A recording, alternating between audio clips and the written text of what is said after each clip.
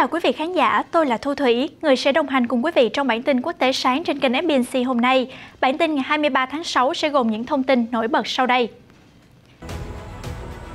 Mối quan hệ Mỹ-Trung trải qua hàng loạt động thái ăn thua đủ mới nhận ra rằng xây dựng mối quan hệ nồng ấm rất khó, mà đối đầu lẫn nhau cũng lại càng khó hơn. Bởi lẽ mọi lần trừng phạt áp lên đối thủ đều có khả năng vướng vào nỗi lo gậy ông đập lưng ông. Trong động thái mới nhất, Mỹ đang xem xét cấm nhập khẩu pin mặt trời từ Tân Cương, Trung Quốc. Liệu Mỹ sẽ đối mặt với tác dụng phụ nào hay không?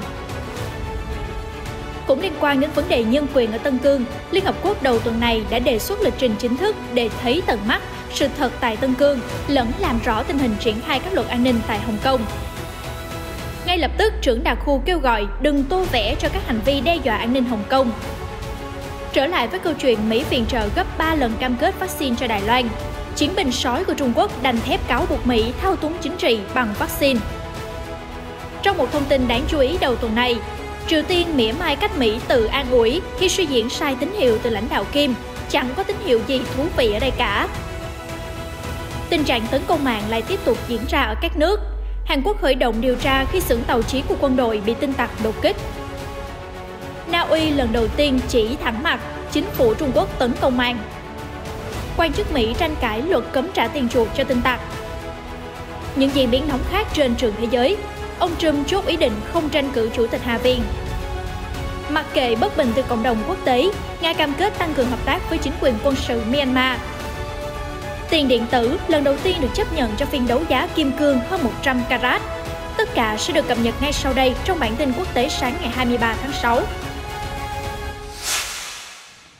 Thưa quý vị, câu chuyện về mối quan hệ Mỹ-Trung căng như dây đàn mọi lúc mọi nơi, trên mọi lĩnh vực không còn xa lạ. Ngày hôm nay chúng ta nghe Mỹ liên thủ các nước công kích Trung Quốc. Ngày mai chúng ta sẽ thấy Trung Quốc điều chiến cơ răn đe. Ngày hôm sau nữa, Mỹ-Trung lại tiếp tục những lệnh trừng phạt ăn miếng trả miếng qua lại. Thế nhưng câu hỏi đặt ra là liệu sau tất cả những động thái đưa ra nhằm vào nước đối thủ, bản thân mỗi nước có phải đối mặt với cái gọi là tác dụng phụ hay không? Đơn cử như vào hôm qua ngày 22 tháng 6, nguồn tin từ South China Morning Post cho biết chính quyền ông Biden sẽ xem xét cấm nhập khẩu một loại vật liệu quan trọng trong pin mặt trời từ Trung Quốc vì nó được sản xuất ở Tân Cương, Trung Quốc, nơi mà Mỹ và các nước phương Tây cáo buộc chính quyền ông Tập vi phạm nhân quyền. Thế nhưng các chuyên gia cho rằng quyết định này có thể khiến Mỹ suy yếu trong các mục tiêu về chống biến đổi khí hậu và bảo vệ môi trường. Thành phần chính quan trọng đang được nhắc tới chính là polysilicon, một loại nguyên liệu thô được hầu hết các tấm pin mặt trời sử dụng, và điều đáng nói là Trung Quốc sở hữu nguồn cung cho 80% nhu cầu polysilicon trên thế giới. Trong đó, một nửa nguồn cung polysilicon trên thế giới đến từ Tân Cương, nơi mà chính phủ Trung Quốc đã bị cáo buộc là đã bắt giữ hàng trăm nghìn người Hồi giáo thuộc dân tộc Duy Ngô Nhĩ và bị Mỹ cùng các đồng minh dán nhãn là phạm tội diệt chủng. Do vậy, nỗi lo này đã được giới quan sát đặt vấn đề từ nhiều tháng trước, vì chính quyền Mỹ cũng đang đặt mục tiêu rất lớn cho công cuộc chống biến đổi khí hậu bằng cách sử dụng pin mặt trời thay thế nhiên liệu hóa thạch, giúp loại bỏ khí thải carbon từ sản xuất điện vào năm 2035.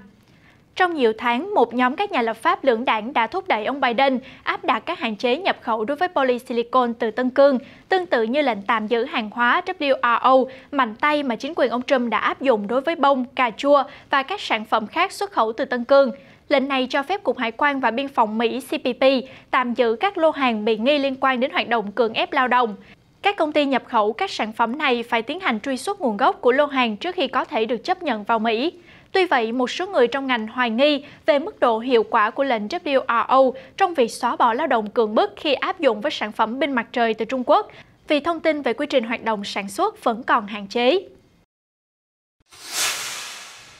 Nhắc đến vấn đề nhân quyền ở khu vực Tân Cương, Trung Quốc, đây là vấn đề nhức nhối không chỉ với riêng Mỹ hay quốc gia láng giềng nào, mà nó cũng đã được đệ trình nhiều lần lên Liên Hợp Quốc. Vào đầu tuần này, phát biểu trong phần mở đầu phiên họp thứ 47 của Hội đồng Nhân quyền Liên Hợp Quốc, Cao ủy Nhân quyền Liên Hợp Quốc Michelle Bachelet đã công khai đề xuất lịch trình cho một chuyến thăm tới vùng Tân Cương để có thể nhìn tận mắt, nghe tận tai tất cả sự thật đang diễn ra. Theo Reuters, đây là lần đầu tiên bà Bachelet công khai lịch trình chi tiết để biến chuyến thăm đến vùng Tân Cương, Trung Quốc thành một kế hoạch không thể chối bỏ. Nỗ lực này đã kéo dài từ tháng 9 năm 2018 để nhằm xem xét các báo cáo về những vi phạm nghiêm trọng của chính quyền Bắc Kinh đối với người Duy Ngô Nhĩ Hồi giáo trong thời gian qua. Quan chức nhân quyền hàng đầu của Liên Hợp Quốc cho biết rằng bà hy vọng sẽ nhận được sự đồng thuận cho các điều khoản để tiến hành ngay lập tức chuyến thăm tới Trung Quốc trong năm nay. Phái bộ Liên Hợp Quốc của Trung Quốc tại Geneva, khi được hãng tin Reuters liên hệ để đưa ra bình luận, đã nói rằng Tân Cương và Hồng Kông là những phần lãnh thổ không thể xâm phạm của Trung Quốc và họ cho rằng không nên có sự can thiệp của các thế lực bên ngoài. Phát ngôn viên Lưu Ngọc Ấn của Trung Quốc sau đó cho biết trong một tuyên bố rằng Trung Quốc hoan nghênh bà Bachelet đến thăm, thậm chí đến cả vùng Tân Cương cũng được, nhưng chuyến thăm nên là một chuyến thăm hữu nghị nhằm thúc đẩy hợp tác chứ không phải thực hiện cái gọi là điều tra dưới các giả thuyết chính quyền Trung Quốc có tội. Trong lúc đó, các nhà hoạt động liên tục cáo buộc có hơn 1 triệu người Duy Ngô Nhĩ đã bị giam giữ trong các trại, một số bị ngược đãi hoặc cưỡng bức lao động. Do vậy, các nước phương Tây không ngừng gây áp lực với Liên Hợp Quốc để tổ chức một chuyến thăm mà đảm bảo quyền tiếp cận không bị kiểm soát vào Tân Cương, Trung Quốc. Bắc Kinh từ trước đến nay đều phủ nhận các cáo buộc và mô tả các trại này là cơ sở đào tạo nghề để chống lại chủ nghĩa cực đoan tôn giáo. Cũng trong khuôn khổ cuộc họp về nhân quyền của bà Bachelet hồi đầu tuần này, câu chuyện tại Hồng Kông cũng được đề cập khi những cảnh báo về ảnh hưởng tiêu cực của luật an ninh quốc gia mới được áp dụng tại Hồng Kông một năm trước đã được đưa ra để đánh giá. Trước làn sóng chỉ trích về vụ bắt giữ 5 nhân vật chủ chốt của tòa soạn báo Apple Daily, trưởng đặc khu Hồng Kông Carrie Lam đã phản pháo. Bà Lam nói, các ý kiến đòi dân chủ kêu gọi thả tự do cho tổng biên tập và các phóng viên Apple Daily chỉ là nhằm tô vẽ cho những hành động vi phạm pháp luật, đe dọa đến an ninh của Hồng Kông và Trung Quốc. Trong khi đó, Anh, Mỹ đều đã lên tiếng mạnh mẽ, khẳng định chính quyền đặc khu đã bắt người tùy tiện và làm xói mòn nền dân chủ của xứ Cạn Thơm. Hàng trăm cảnh sát đột kích phong tỏa tòa soạn Apple Daily vào tuần trước để điều tra theo luật an ninh quốc gia, gây tranh cãi mà Bắc Kinh áp đặt lên Hồng Kông từ tháng 6 năm ngoái. Tiếp sau đó, 5 nhân vật chủ chốt của Apple Daily bị bắt giữ với cáo buộc thông đồng với nước ngoài. Ngoài ra, khối tài sản 18 triệu đô la Hồng Kông liên quan đến tòa soạn cũng bị đóng băng. Cảnh sát khẳng định hàng tá bài viết của Apple Daily đã vi phạm luật an ninh. Reuters nhận định đây là biểu hiện cho thấy lần đầu tiên giới chức Hồng Kông nhắm mục tiêu vào nội dung đăng tải trên các phương tiện truyền thông để xét xử theo luật an ninh quốc gia. Điều này khiến các nhóm nhân quyền, tổ chức truyền thông và nhiều chính phủ phương Tây bày tỏ quan ngại sâu sắc, lên tiếng phản đối chính quyền đặc khu đã bóp nghẹt quyền tự do báo chí cùng nhiều quyền lợi chính đáng khác của người dân Hồng Kông. Người phát ngôn Bộ Ngoại giao Mỹ Ned Price cho biết, Washington quan ngại sâu sắc về việc sử dụng luật an ninh một cách có chọn lọc, mang nặng động cơ chính trị của giới chức Hồng Kông. Đáp lại trong cuộc họp báo thường kỳ, trưởng đặc khu Carrie Lam đã nói rằng những cáo buộc từ phương Tây, chẳng hạn như của Bộ Ngoại giao Mỹ là sai lầm và áp đặt tiêu chuẩn kép. Bà nói chính phủ Hồng Kông không hề nhắm mục tiêu vào tự do báo chí. Bà Lâm tuyên bố phương Tây không nên làm 3 việc sau đây. Đó là đừng cố gắng giảm nhẹ mức độ nghiêm trọng của việc vi phạm luật an ninh quốc gia, đừng tô hồng cho những hành động gây nguy hiểm cho an ninh quốc gia, và cũng đừng cáo buộc giới chức Hồng Kông sử dụng luật an ninh như công cụ để đàn áp truyền thông và bóp nghẹt quyền tự do ngôn luận. Dù có những phát ngôn rất mạnh mẽ, nhưng chính quyền Hồng Kông đã làm gì thì họ biết rất rõ. Công chúng thành phố này và trên toàn thế giới cũng có thể tự mình nhận xét thông qua những bài viết khách quan của truyền thông quốc tế. Trở lại với động thái viện trợ vừa cam kết vaccine cho Đài Loan của Mỹ tuần trước, truyền thông Trung Quốc từ cuối tuần qua đã liên tục lên tiếng chỉ trích và đầu tuần này, chiến binh sói Triều Lập Kiên của chính quyền Bắc Kinh cũng đã chính thức đại diện lên tiếng. Theo đó, ông Triều cho rằng Mỹ đang mượn cớ tặng vaccine để thao túng bàn cờ chính trị. Các nguồn tin truyền thông thế giới đầu tuần này cho biết, Trung Quốc đã tố cáo hành động cung cấp 2,5 triệu liều vaccine coronavirus cho Đài Loan của Hoa Kỳ. Người phát ngôn Bộ Ngoại giao Trung Quốc Triều Lập Kiên cho biết trong một cuộc họp báo vào đầu tuần rằng Trung Quốc kêu gọi Mỹ không cố gắng thao túng chính trị dưới danh nghĩa hỗ trợ vaccine và ngừng can thiệp vào các vấn đề đối nội của Trung Quốc. Trước đó, một máy bay chở vaccine Moderna đã đến Đài Loan vào cuối ngày Chủ nhật 20 tháng 6 theo giờ địa phương. Bà Thái Anh Văn đã bày tỏ lòng biết ơn vì Hoa Kỳ đã giúp đỡ vào thời điểm khó khăn. Về phía Trung Quốc, ông Triệu nhấn mạnh lại tình hình rằng chính đảng Dân Tiến DPP của Đài Loan đã chặn các loại vaccine do Trung Quốc sản xuất, bất chấp việc Bắc Kinh đề nghị giúp Đài Loan vượt qua đợt bùng phát coronavirus càng sớm càng tốt. Ông Triệu cũng cáo buộc Đài Loan đã bỏ mặc tính mạng và sức khỏe của người dân. Ở một diễn biến khác, Triều Tiên và Mỹ chỉ trong vài ngày ngắn ngủi đã bất ngờ gia tăng căng thẳng khi hôm qua, ngày 22 tháng 6, quan chức cấp cao của Triều Tiên và cũng là em gái của nhà lãnh đạo Kim Jong-un, bà Kim Yo-jong, đã lên tiếng chế giễu cách tự an ủi chính mình của Mỹ. Đây là động thái trả lời sau khi Cố vấn An ninh Quốc gia Mỹ Jake Sullivan lên tiếng bình luận rằng Mỹ cảm nhận được tín hiệu thú vị từ phát ngôn của lãnh đạo Kim nhiều ngày trước về việc sẽ lựa chọn chính sách đối phó với Washington bằng cả cách đối đầu lẫn biện pháp hòa bình thông qua kênh ngoại giao. Hãng thông tấn Triều Tiên KCNA đã dẫn lời bà Kim Yo-jong nói rằng dường như Mỹ đang diễn giải sai cách các tín hiệu từ Bình Nhưỡng và điều này chắc chắn sẽ khiến cho Mỹ hy vọng càng nhiều, thất vọng càng nhiều. Có vẻ như Mỹ có thể diễn giải tình hình theo hướng tìm kiếm sự an ủi cho chính mình. Sự kỳ vọng mà họ đã chọn để nuôi dưỡng sai cách sẽ khiến họ rơi vào một nỗi thất vọng lớn hơn. Tuyên bố của bà Kim được đưa ra trùng với thời điểm đại diện đặc biệt được bổ nhiệm gần đây của Hoa Kỳ về vấn đề Triều Tiên, ông Sung Kim, đang có chuyến thăm đến Seoul và gặp Tổng thống Hàn Quốc Moon Jae-in và Bộ trưởng Thống nhất Lee In-yong, người phụ trách các mối quan hệ với Triều Tiên vào thứ Ba ngày 22 tháng 6. Vào hôm thứ Hai ngày 21 tháng 6, đặc phái viên Sung Kim cho biết ông sẵn sàng gặp gỡ người dân Triều Tiên mọi lúc mọi nơi mà không cần điều kiện tiên quyết và ông mong sớm nhận được phản hồi tích cực. Trong cuộc hội đàm giữa ông Kim và người đồng cấp Hàn Quốc No Kyo-duk, cả hai đã đồng ý xem xét việc chấm dứt nhóm làm việc để thay thế bằng việc tăng cường phối hợp ở các cấp khác. Nhóm công tác được thành lập vào năm 2018 để giúp hai đồng minh Mỹ-Hàn phối hợp các phương pháp tiếp cận trong các vấn đề như đàm phán phi hạt nhân hóa, viện trợ nhân đạo, thực thi lệnh trừng phạt và quan hệ liên triều trong bối cảnh căng thẳng ngoại giao với Triều Tiên vào thời điểm đó.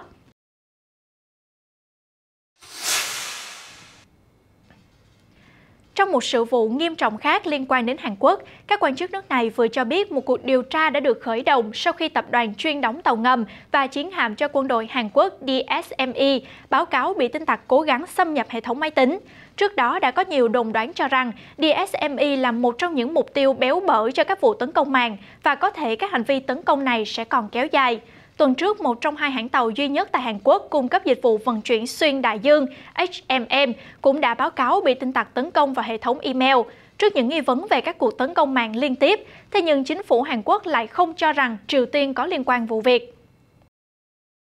Theo hãng tin Yonhap, người phát ngôn của Cơ quan Quản lý Chương trình Mua sắm Quốc phòng Hàn Quốc DAPA cho biết trong cuộc họp giao ban của Bộ Quốc phòng rằng công ty DSME đã báo cáo vụ việc với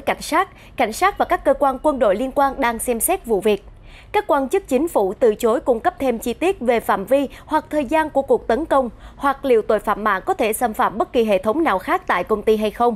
Tuy nhiên, Yonhap đưa tin rằng người phát ngôn của chính phủ Hàn Quốc đã lên tiếng phủ nhận những đồn đoán trên phương tiện truyền thông về nghi vấn các đặc vụ Triều Tiên đang tìm kiếm thông tin liên quan đến chương trình tàu ngầm hạt nhân của miền Nam. Một chính trị gia đảng đối lập tuần trước đã cáo buộc chính phủ che đậy một cuộc tấn công mạng gần đây nhằm vào Viện Nghiên cứu Năng lượng Nguyên tử Hàn Quốc KAERI. Đáng nói, đây không phải là lần đầu DMSE bị tin tặc tấn công. Một sự vụ tương tự đã xảy ra vào năm 2017 và các tin tức rò rỉ cũng cáo buộc đặc vụ Triều Tiên đã xâm nhập máy tính của DMSE và đánh cắp bản thiết kế các tàu ngầm. Nói về công ty vận tải hàng hải HMM của Hàn Quốc, họ đã cảnh báo khách hàng rằng hệ thống email đã bị tấn công và đã ngoại tuyến trong thời gian ngắn. Công ty cho biết họ có thể khôi phục email của mình ở hầu hết các khu vực, ngoại trừ các khu vực của châu Á trong vài ngày. HMM cho biết họ tin rằng không có dữ liệu nhạy cảm nào bị truy cập và họ có thể giới hạn phạm vi của cuộc tấn công.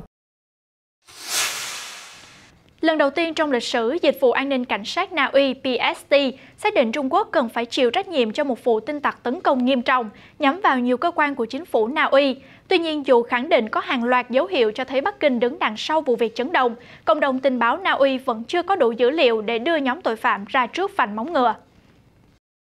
Cụ thể, vào năm 2018, hàng loạt cơ quan chính phủ trên khắp Na Uy đã bị tấn công mạng ở phạm vi rộng, thủ đoạn rất phức tạp và tinh vi. Ngay sau đó, cộng đồng tình báo Na Uy, mà dẫn đầu là Dịch vụ An ninh Cảnh sát PST, đã vào cuộc điều tra. Họ cho rằng vụ tấn công có thể là nhằm mục đích gián điệp, đánh cắp bí mật nhà nước, bao gồm kế hoạch quốc phòng và ứng phó an ninh khẩn cấp của Na Uy. Theo cơ quan PST, tổng cộng 1,3 GB đã bị thất thoát nhưng không rõ mức độ nghiêm trọng.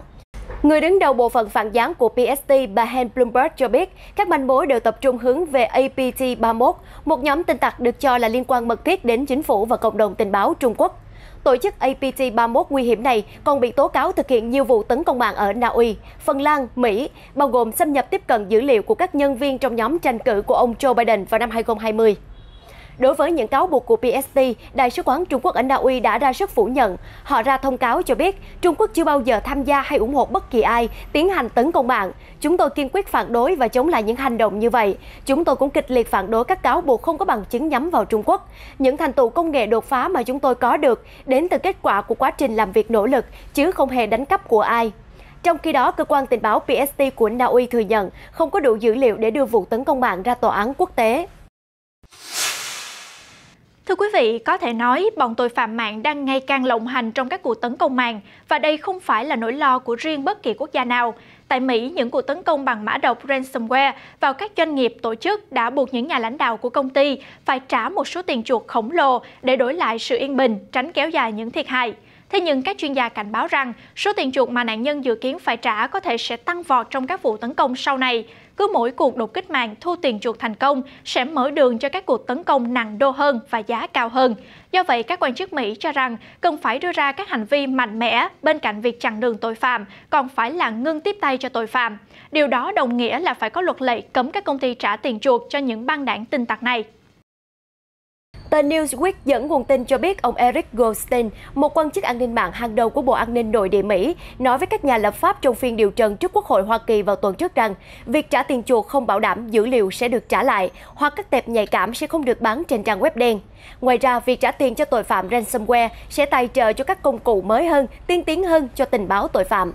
Do vậy, các nhà lập pháp khác và các chuyên gia an ninh mạng cho rằng cần có lệnh cấm các doanh nghiệp tổ chức bị hại trả tiền chuộc cho các tin tặc. Trên thế giới đã có một luật được Vương quốc Anh đưa ra năm 2015 cấm các công ty bảo hiểm có trụ sở tại Anh hoàn lại tiền cho các công ty bị tin tặc tống tiền. Một mô hình được tin rằng nên áp dụng đại trà cho các cuộc tống tiền bằng mã độc ransomware. Mặc dù luật pháp Hoa Kỳ có điều khoản cấm hỗ trợ vật chất cho những kẻ khủng bố, nhưng Bộ Tư pháp vào năm 2015 đã từ bỏ việc đe dọa truy tố hình sự đối với những công dân trả tiền chuộc cho các tổ chức tội phạm này. Tuy vậy, trong một cuộc khảo sát với gần 1.300 chuyên gia bảo mật đã phát hiện ra rằng 4 trên 5 doanh nghiệp đã chọn trả tiền chuộc để tránh phải chịu một cuộc tấn công mạng thứ hai. Hiện những đề xuất về một dự luật chỉ đang nằm trong những cuộc tranh luận. Thượng viện Mỹ trong tháng này chỉ mới thông qua đạo luật sẽ thành lập một quỹ phục hồi và phản ứng mạng đặc biệt để cung cấp hỗ trợ trực tiếp cho các tổ chức công và tư dễ bị tổn thương nhất khi bị tấn công mạng. Chuyển sang tin tức về điểm nóng Trung Đông, hôm 21 tháng 6 vừa qua, tướng Mark Milley, Chủ tịch Hội đồng Tham mưu trưởng Liên quân Hoa Kỳ, đã gặp gỡ Bộ trưởng Quốc phòng Benny Gantz tại Lầu Năm Góc. Cuộc gặp giữa các vị tướng lĩnh hàng đầu của quân đội hai nước diễn ra một tuần trước chuyến thăm của Tổng thống Israel Reuven Rivlin đến Hoa Kỳ.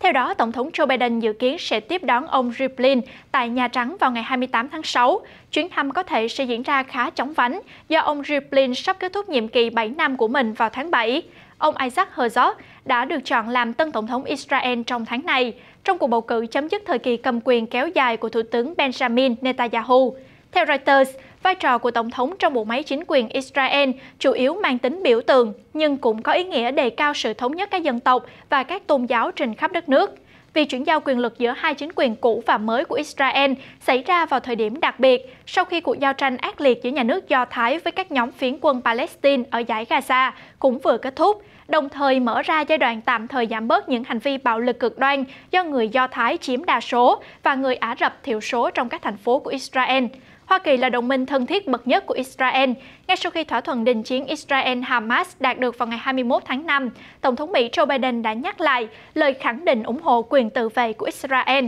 và cam kết sẽ giúp nước này bổ sung đạn tên lửa cho hệ thống phòng thủ vòm sắt. Tiếp tục là thông tin đáng chú ý về chính trường nước Mỹ. Sau nhiều lời đồn đoán, cựu Tổng thống Donald Trump đầu tuần này đã chính thức tuyên bố ông không có ý định tranh cử cho vị trí Chủ tịch Hạ viện trong cuộc đua bầu cử giữa kỳ năm 2022. Ông Trump nói thêm là hoàn toàn biết rõ về những tin tức hành lang trước đó. Cụ thể, ông Trump phát biểu trong cuộc phỏng vấn với kênh truyền thông bảo thủ Real America's Voice rằng tôi đang nghe thấy nhiều cuộc thảo luận về tranh cử Chủ tịch Hạ viện, nhưng đó không phải là điều tôi đang cân nhắc. Tuy nhiên, cũng có nhiều điểm thú vị để bàn luận về chủ đề này. Theo đó, cựu Tổng thống Mỹ cho biết ông có quan hệ rất tốt với lãnh đạo phe thiểu số tại Hạ viện Kevin McCarthy, ứng cử viên tiềm năng cho vị trí Chủ tịch Hạ viện, nếu như đảng Cộng hòa chiếm lại được đa số ghế trong cuộc bầu cử giữa kỳ năm 2022. Ông Trump bày tỏ hy vọng vào viễn cảnh này để đưa mọi quy trình trở lại cách truyền thống. Điều bất ngờ là trước đó, trong cuộc phỏng vấn với Fox News vào hôm thứ Bảy, ông McCarthy còn xác nhận ông Trump sẽ tranh cử Chủ tịch Hạ viện. Hiện chưa rõ ông Trump đã thay đổi kế hoạch của mình hay là có sự nhầm lẫn giữa các lãnh đạo trong nội bộ đảng Cộng hòa. Mặt khác, vào đầu tháng 6, ông Trump từng bày tỏ hào hứng về đề xuất của những người ủng hộ rằng hãy trở thành Chủ tịch Hạ viện và đưa nước Mỹ quay về thời điểm huy hoàng với những chính sách lớn lao trước khi tiếp tục tranh cử Tổng thống vào năm 2024. Có thể thấy đề xuất này dù nghe rất ấn tượng, nhưng cuối cùng đã bị ông Trump và các cố vấn bỏ qua. Thưa quý vị, sau cuộc gặp đáng chú ý giữa giới chức Nga với lãnh đạo chính quyền quân sự Myanmar vào hôm thứ Hai, ông Nikolai Patrushev, thư ký Hội đồng An ninh Nga và Thống tướng Min Aung Hlaing của quân đội Myanmar đã nêu cam kết sẽ thúc đẩy hợp tác về an ninh và nhiều lĩnh vực khác, từ đó thắt chặt hơn nữa mối quan hệ giữa hai nước. Cuộc gặp diễn ra giữa lúc Mỹ và phương Tây kêu gọi tăng cường trừng phạt quân đội Myanmar. Cụ thể, Thống tướng Min Aung Hlaing đã bay đến thủ đô Nga hôm Chủ nhật để tham dự hội nghị an ninh vào tuần này. Người phát ngôn Điện Kremlin Dmitry Peskov cho biết, Tổng thống Nga Vladimir Putin sẽ không gặp gỡ lãnh đạo quân đội Myanmar. Các tổ chức nhân quyền đã chỉ trích Moscow vì thể hiện sự công nhận đối với chính quyền quân sự sau vụ đảo chính ngày 1 tháng 2 và kéo theo hàng loạt khủng hoảng chính trị ở Myanmar. Trên thực tế, Nga vẫn duy trì các chuyến thăm qua lại và thực hiện các vụ đàm phán mua bán vũ khí với chính quyền quân sự Myanmar. Quân đội Myanmar và chính phủ Nga đã thắt chặt quan hệ trong những năm gần đây. Thậm chí, Moscow còn hỗ trợ huấn luyện binh lính và cung cấp hàng ngàn học bổng cho quân nhân Myanmar, đồng thời bán vũ khí cho quân đội quốc gia Đông Nam Á, giữa lúc họ vấp phải lệnh cấm vận nghiêm ngặt từ các nước phương Tây. Trong chuyến thăm mới đây đến Moscow, Thống tướng Min Aung Hlaing và Thư ký Hội đồng An ninh Nga đã thảo luận về việc nâng cao hơn nữa sự hợp tác an ninh, đồng thời đề cập đến các vấn đề hiện tại của Myanmar và mối quan hệ bền chặt giữa quân đội hai bên. Động thái này có thể khiến cho Mỹ và phương Tây cảnh giác, cũng như các tổ chức nhân quyền quốc tế không khỏi tức giận khi Nga vẫn liên tục ủng hộ chính quyền quân sự Myanmar dù họ đang áp tàn bạo người dân trong nước. Chuyển sang những thông tin đáng chú ý về lĩnh vực không gian. Theo hãng tin AP, hàng chục con mực con từ Hawaii đang có cơ hội du ngoạn trong không gian để phục vụ cho mục đích nghiên cứu. Đó là những con mực đuôi dài Hawaii con được nuôi dưỡng tại phòng thí nghiệm hàng hải Kewalo của Đại học Hawaii và được đưa vào vũ trụ hồi đầu tháng này trong một sứ mệnh tiếp tế sự sống trên vũ trụ của SpaceX cho trạm vũ trụ quốc tế. Nhà nghiên cứu Jamie Foster, người đã hoàn thành bằng tiến sĩ tại Đại học Hawaii, đang nghiên cứu cách ánh sáng vũ trụ ảnh hưởng đến mực với hy vọng tăng cường sức khỏe con người trong các nhiệm vụ không gian dài. Theo các nhà khoa học, mực có mối quan hệ cộng sinh với vi khuẩn tự nhiên, giúp điều chỉnh sự phát quang sinh học của chúng. Giáo sư Margaret McFall của Đại học Hawaii cho biết vào những năm 1990 rằng khi các phi hành gia ở trong tình trạng trọng lực thấp, mối quan hệ của cơ thể họ với vi khuẩn sẽ thay đổi. Một khi các phi hành gia ngày càng dành nhiều thời gian hơn trong không gian, hệ thống miễn dịch của họ sẽ bị rối loạn điều tiết, khiến chúng không dễ dàng nhận ra vi khuẩn và khiến cho họ bị ốm. Do vậy, nhà nghiên cứu Foster cho biết nếu có thể hiểu những gì xảy ra với những con mực trong không gian, có thể giúp giải quyết các vấn đề sức khỏe mà các phi hành gia phải đối mặt. Hãy kết thúc bản tin hôm nay bằng một thông tin thú vị về viên kim cương hình quả lê quý hiếm, dự kiến trị giá 15 triệu đô la và là cột mốc đầu tiên đánh dấu phiên đấu giá bằng tiền điện tử Bitcoin. Theo Reuters, viên kim cương 101,38 carat này được đặt tên là The Key 10138, nghĩa trong tiếng Việt là chìa khóa 10138. Là một trong 10 viên kim cương hơn 100 carat từng được bán đấu giá, chỉ có 2 viên trong số đó có hình quả lê. Điều đáng nói, nhà thầu bán đấu giá nổi tiếng Sotheby's sẽ tiến hành tổ chức phiên đấu giá lần đầu tiên viên kim cương bằng tiền điện tử. Hiện không có vật thể vật chất nào khác có giá trị cao như vậy được bán bằng tiền kỹ thuật số. Sotheby's cũng tiết lộ cái tên The Key của viên kim cương hoàn mỹ này nhằm phản ánh vai trò không thể thiếu của chìa khóa trong thế giới tiền điện tử. Giá của viên kim cương có ước tính trước khi bán là 10 triệu đến 15 triệu đô la Mỹ và sẽ được mở bán vào ngày 9 tháng 7 tại Hồng Kông. Cả tiền điện tử, Bitcoin lẫn tiền truyền thống đều được chấp nhận thanh toán.